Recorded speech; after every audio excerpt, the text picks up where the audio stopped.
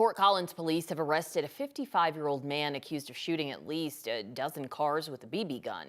Investigators believe this case had the potential to escalate to something much worse based on what they found inside his home. Thanks for joining us. I'm Alexandra Lewis. I'm Kim Christensen. Jamal Lorius now faces multiple charges related to those shootings. 9 News Northern reporter, Colorado reporter Amanda Gilbert has been following this case since last year. She has the latest. It's been a mystery along one of Fort Collins' busier roads. For months, reports poured into police, cars hit by BB gunfire near South Shield Street and West Mulberry. Two of those incidents date back to last July. We just heard like a really loud snap, like a rock hit our windshield. I spoke to victim Sarah Monk last November. It is frustrating and scary. Months later, police arrested Jamal Lorius in connection to these incidents. We saw the police cars. There were so many of them. Megan McFeely lives nearby. When officers entered Jamal's home last week, they found a loaded AK-style gun near his front door along with several loaded magazines. According to an arrest affidavit we obtained, police believe there was extreme concern the car shootings may have been a dress rehearsal for a mass shooting. Colorado State University's Early Childhood Center is also just across the street from his home. And there's pretty much kids out there. All the time. Yeah, and looks so like that does seem obviously not safe. Arrest documents say police found a refrigerator list inside Jamal's home tracking vehicle descriptions, license plates. There was also notes tracking people coming and going from the school drop-off area. I was just surprised. My thoughts were just like, why would somebody do that? A judge granted Fort Collins Police's petition for a temporary extreme risk protection order, making the suspect surrender all weapons for now. The Early Childhood Center did notify parents that they've increased security while the suspect's in jail. If he's to be released, they are considering additional safety measures. In Fort Collins, Amanda Gilbert, 9 News. And Fort Collins police believe there may be additional victims and are asking anyone with information or possible damage to reach out to them. The suspect is in jail with a bond set for $50,000 cash. Let's check in on your forecast. A spring storm is bringing some snow to most of the Colorado high country. As much as a foot of slushy snow is expected this evening. The same storm bringing some much needed rain and cooler temperatures to the Denver metro area. God, we just need some moisture. We'll take anything. Yeah, Chief Meteorologist Kathy Saban is here right now.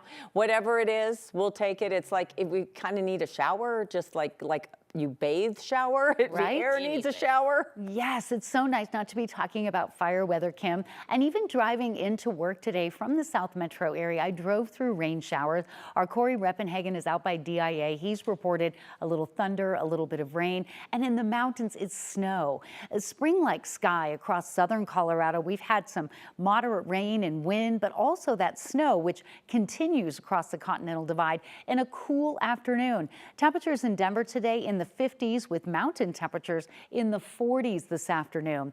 The wind is going to be picking up on the backside of this upper level low as it exits northern Colorado tonight. So there's a pretty good chance of rain in Denver over the course of the next 3 hours. We're going to get a little bit of a break tomorrow and then another round of snow for the mountains coming in on Thursday.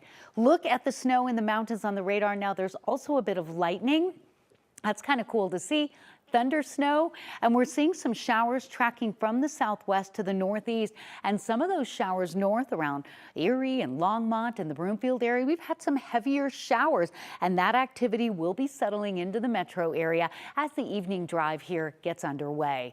We do expect some of those showers to stay quite heavy for communities out on the eastern plains late this evening, and the mountains will see snow continuing until at least midnight. So the winter weather advisory is out until 9 o'clock for those mountain resorts, really highlighted in yellow here from Steamboat to Aspen to Telluride, up to a foot of snow possible. If you're headed out in Denver, grab the rain gear, part of your weather headlines. We have more rain to track for tonight, a beautiful day tomorrow, and we'll look ahead to the holiday weekend in just a bit. 4, 3, 2, 1, booster ignition, and lift off. Well, there you have it, a successful launch back to space. NASA has sent a crew of 3 Americans and 1 Canadian astronauts toward the moon for the first time in more than 50 years. The mission is called Artemis 2. The mission will take the astronauts into deep space and around the moon. It's a critical step forward, returning humans to the moon. And Colorado played an important role in this mission. Front and center, Lockheed Martin, the company helped build the Orion spacecraft that is carrying the Artemis crew. Orion was designed here in Colorado. This is really the start of what I call a generational campaign going forward. We've been working on this flight for quite some time, and so many variables are coming together now at just the right time. NASA has really flexed their desire to use this mission as the first step towards putting human presence on the moon. This Artemis 2 mission will last 10 days. Day 6 is when the crew is scheduled to be doing the lunar flyby. More water restrictions are coming to another part of the Denver metro. Highlands Ranch Water is implementing its Stage 1 drought restrictions today. The restrictions apply to people living in Highlands Ranch, Solstice, and the northern Douglas County Water District. The restrictions limit outdoor watering to 2 times per week. Water customers must follow a set 2-day schedule. Odd number addresses can water on Wednesdays and Saturday. Even numbered addresses can water on Thursdays and Sunday. The water district's goal is to cut water use by 15 to 20%. This is all in response to the dry and warm winter and the historically low snowpack. A Denver City Council committee has unanimously voted to approve crafting a moratorium, pausing the construction on new data centers in the city for a year.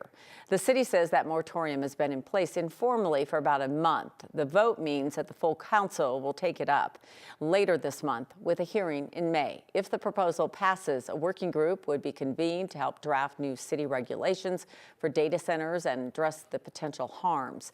The moratorium follows backlash to a data center under construction in North Denver. Activists protested that the project's possible impacts could impact the environment and power bills. A Denver agency is set to spend millions of dollars to improve the Denver pavilions. This was reported by our partners at the Denver Business Journal. The Denver Downtown Development Authority purchased them all last year. According to documents from the authority, it will spend more than $5 million to fix the shopping center's garage and roof. It will also pay several contractors for their services. The project has been in the works since 2022, but the previous owner didn't have the funds to make those repairs. Denver's chief projects officer expects repairs to start within 30 days and take about 18 months. One of the people involved in what investigators called a hate crime hoax designed to influence the Colorado Springs mayoral election was sentenced today. According to the U.S. Attorney's Office, 36-year-old Derek Bernard was sentenced to nearly 3 years in federal prison and 3 years of supervised release. Prosecutors say Bernard and Ashley Blackloud, who are black, tried to create sympathy for now Mayor Yemi Mobolade. Prosecutors say they orchestrated a cross-burning and defaced a campaign sign. They said they sent video to news outlets. The pair's defense claimed it was just political theater meant to call attention to racism in the city.